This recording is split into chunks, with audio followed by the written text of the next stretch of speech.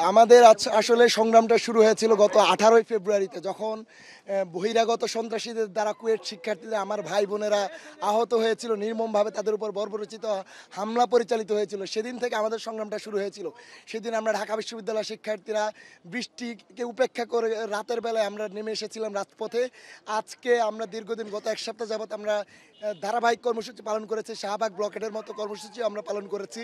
তারপরে আমরা দেখতে পেয়েছি আলহামদুলিল্লাহ কুয়েটের যে দলান্ধ ভিসি মাসুদ সেই পদত্যাগ হয়েছে। এর মাধ্যমে আমরা যেটি বার্তা পাচ্ছি সেটি হলো যে 5 আগস্ট পরবর্তী এই জুলাইয়ের বাংলায় কোনো ধরনের স্বৈরাচার দীর্ঘস্থায়ী হতে পারবে না। কোনো ধরনের স্বৈরাচার পুনরায় এসে শিক্ষার্থীদের উপর তাদের আধিপত্য বিস্তার করতে পারবে না। শিক্ষার্থী সমাজ তাদের এই সকল চক্রান্তকে অবশ্যই রুখে দিবে।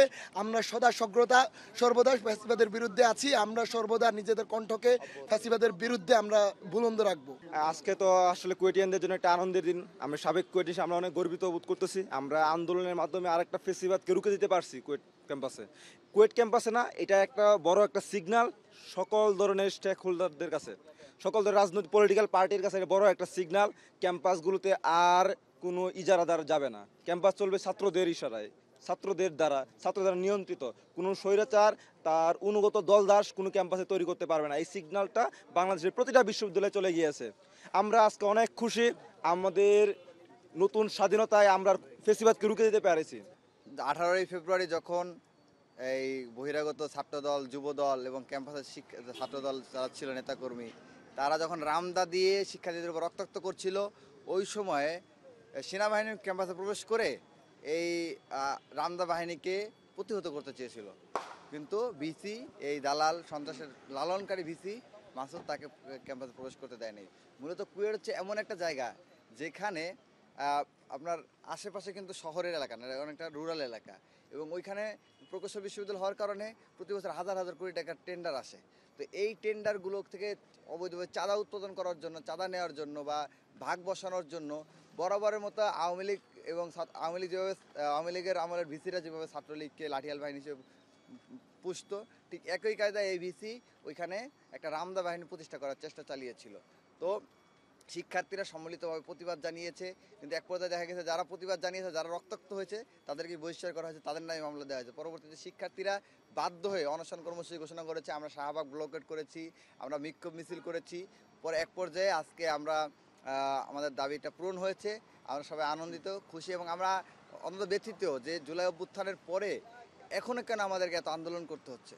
জুলাই অভ্যুত্থানের পরে তো আমাদের আর রাজপথে নামার কথা ছিল না, কিন্তু তারপরে প্রতিটি যৌক্তিক দাবি নিয়ে আমাদের রাজপথে নামতে হচ্ছে। এটা আমাদের জন্য অত্যন্ত দুঃখজনক।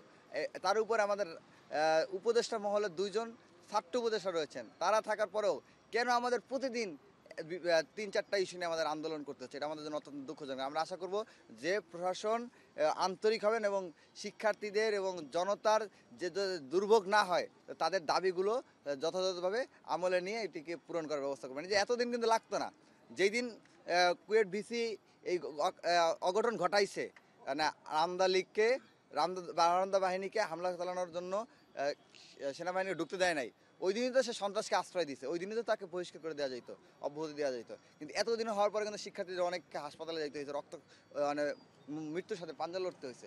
তো আমরা চাই না যে বাংলাদেশে এই ধরনের আর কোনো ঘটনা ঘটুক। ধন্যবাদ।